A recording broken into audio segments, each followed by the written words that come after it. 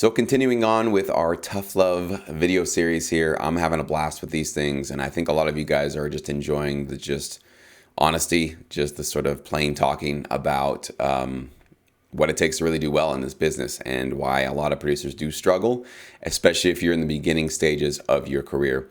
Before I jump into today's topic, you might have noticed that my look here on YouTube has changed. There's a new logo, new colors, and especially if you're in Sync Edge or in Sync Academy, or if you've just been to my website, everything looks a little bit different. I've kind of just updated and refreshed all my branding. I decided that there was a time to do this because I want to start conveying sometimes, the guy that helped me do this, his name is Vitor Hugo, and he is the most talented designer I've ever met, worked with, even heard about. And I'm really fortunate that he just happened to be one of my Sync Academy students. He reached out to me and offered to do this service for me. So we worked together, and I cannot be happier with what he did for me. So if you are looking for design services, I put his link in the description box below. Go check him out. He will not disappoint you. I can guarantee that.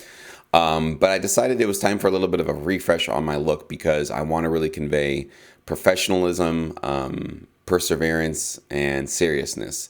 I think that most of you guys, when you join Sync Academy or Sync Edge, you already got those qualities and you already understand that's really what we're about. But I do find that I have to kind of verbalize it a lot and talk about that's what I'm about. That's what our community is about. That's what our principles are here.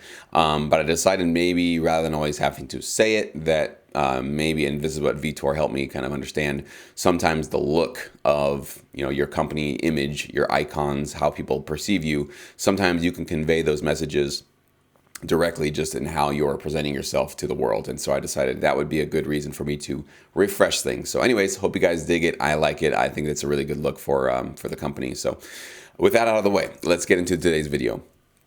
I want to stress that this is really more for those of you that are in the beginning phases of your sync licensing career. So probably if you're within the first year of getting into this industry, maybe even the first 2 years, your creative choices, meaning the things that you think are cool or interesting or that would make your track really unique or awesome, dynamic, whatever it is, are probably wrong.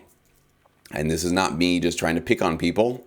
This is me coming from probably listening to thousands of songs, thousands of tracks, reviewing thousands of songs through the various opportunities and syndicate stuff that I've done over the last couple of years. So I have listened to lots and lots of music from new coming producers getting into this business. Okay, so that's where this opinion is coming from. It's being informed from that experience. Okay, not pulling it out of the ether, not just pulling it out of nowhere. This is what I'm hearing. And what happens time and time again is that producers are getting into this business and they want to create, let's say, an EDM song, just an EDM track. But they've never really done it before, and they certainly have never listened to a reference track from a track that's been accepted by a library, and they're not using that reference track. So they open up their DAW, don't know what they're really going to produce because there's no reference track. They don't really have an end point in mind, and they just start throwing stuff in. And they throw in some wind chimes because they think that sounds good. And they throw in some synthetic guitars because they think it needs a little bit more gritty edge, but the guitars sound completely fake and ridiculous. And then they might have this really long, drawn-out pad that is extremely spacey but has no emotional content at all. And in the middle of that long pad, they decided to throw a huge, massive, loud boom kick, EDM kick that just comes out of nowhere and you never hear it again. Or at the end of their track, they throw in a strange sound effect of crickets, petering off into the background. These might all sound ridiculous to you. I've heard all of these. These are real examples, okay? And that's only a few of the interesting choices I've heard from all the tracks that are out there. Now, this happens because a lot of you guys, when you are starting to create your music and you're trying to put together your first album or two for this industry, if you don't use reference tracks and you don't know what works or doesn't work for this business, going to your creative choices is likely the worst thing you can possibly do, because you're going and picking from your own creative ideas, which if you're putting out music for the world and for your fans, go for it. throw that massive kick in the middle of that. Put those crickets at the end of your track. Do whatever you think works for your music, for your fans to express yourself. I'm completely out of that business. I can't tell anybody how to be creative for themselves, okay? But when you go into the sync licensing world, we have to create music that's useful and valuable for libraries. And this is the tough love part. Your original creative ideas, especially in the beginning part of your career, not that important, not that useful. Nobody really cares. That's really not what it's about in the very beginning of this process. As you get further into your producing and in your career, and you start to understand a little bit more about how this stuff works, you kind of understand the formula of how to create licensable music, then you can start to kind of pull a little bit more out of your own creative thoughts and get a little bit more experimental with how you put your tracks together. But that's because you've already studied the formula, right? You already understand what works, what doesn't. Now you know where the rules are, so you can start to bend those rules a little bit. You can start to maybe break a couple of the rules. But if you don't know what the rules are, you don't know how to put together a track that's going to get placed, you don't know how to make sure that your track is going to be useful for a library that you submit to, and you start breaking the rules at that point, it will just sound like a jumbled mess. We won't know what genre your track is in. We don't know what the emotion is. We don't feel that the track is believable. It's not lifelike enough. The instruments just aren't cutting it, or it's just so chaotic in how you structured it that we can't really even follow along with it. It's not pulling us along for an emotional ride, right?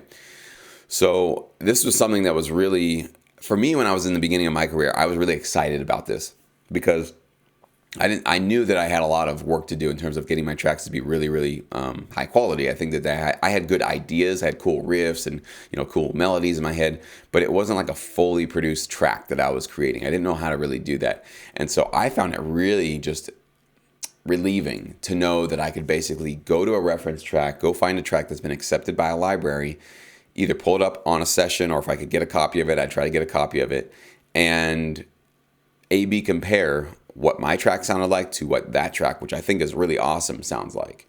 And A/B comparing and trying things out and messing with my mix and messing with how I put my tracks and instruments together, I slowly but surely started to work my way up to the point where my tracks were on par with the ones that were out there with libraries. It took a long time.